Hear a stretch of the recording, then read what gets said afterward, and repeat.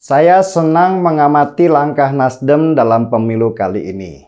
Sebelumnya, berkali-kali saya sudah sampaikan bahwa khusus untuk Pilpres 2024, Surya Paloh sebenarnya ingin menaikkan pertaruhannya di dalam politik. Kalau selama ini, sejak Nasdem berdiri, mereka selalu saja hanya ada dalam barisan pendukung dan pengusung dari partai-partai besar lainnya. Nasdem belum menemukan momentum yang tepat untuk menaikkan namanya ke tempat yang lebih tinggi menjadi partai penguasa. Seperti PDI Perjuangan contohnya.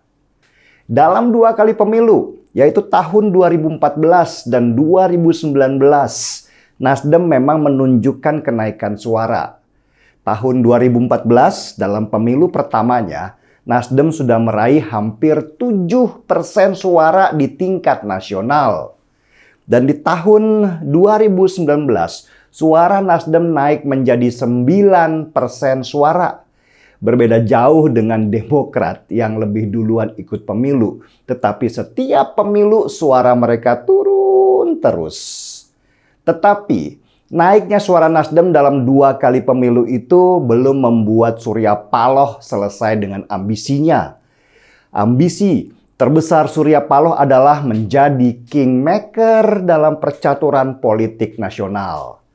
Surya Paloh adalah politikus senior yang sudah bergelut di dunia ini sejak lama dan bisa bertahan dalam perubahan catur politik mulai dari masa Orde Baru sampai ke masa reformasi. Dan kemampuan adaptasi inilah yang membuat Surya Paloh berhasil pelan-pelan membangun kerajaan bisnis, media, dan politiknya sampai sekarang. Jadi bisa dibilang, dalam menentukan langkah-langkah caturnya untuk menuju ke puncak, Surya Paloh nggak bisa dianggap enteng.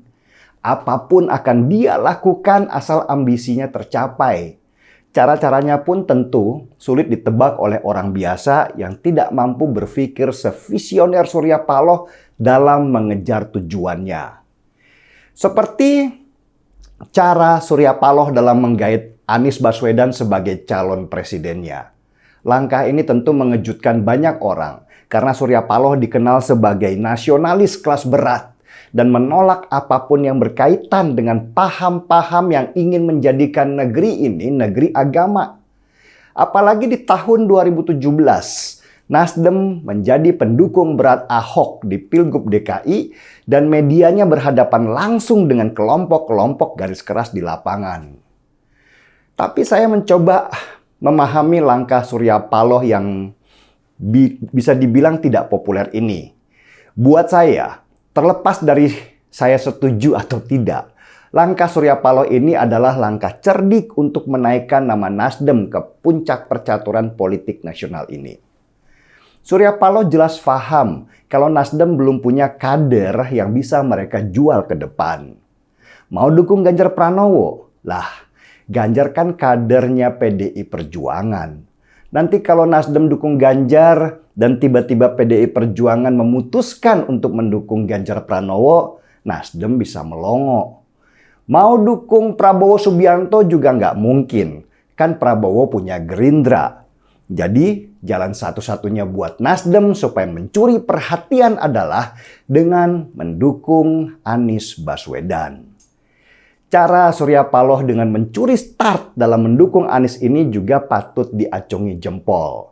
Sebagai 3 besar calon presiden potensial, Anies tentu didekati oleh beberapa partai oposisi seperti PKS dan Demokrat. Dan Anies tentu juga melihat itu sebagai peluang untuk mendapatkan suara.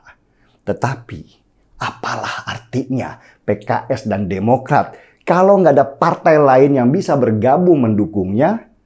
Suara PKS dan Demokrat kalau digabung itu saja tidak cukup untuk mendapatkan 1 kursi calon presiden. Dan disinilah Surya Paloh bermain dan menyalip di tikungan. Dia tahu disinilah Nasdem memainkan perannya. Dengan menggait Anies Baswedan, maka Surya Paloh punya 2 keuntungan. 1, dia punya kartu as yang akan dia mainkan di akhir tujuan untuk negosiasi dengan PDI Perjuangan. Dan 2, Dia mengendalikan PKS dan Demokrat yang hanya punya Anies sebagai sandaran. Cuma apakah langkah Nasdem ini akan membuatnya memenangkan pertarungan atau justru tenggelam karena orang melihat Nasdem sekarang sudah bermain politik identitas? Kita lihat langkah-langkahnya ke depan. Tapi apapun, saya senang melihat cara Surya Paloh dan Nasdem bermain kartu politiknya. Dan saya menunggu langkah-langkah selanjutnya sambil seruput kopi tentunya.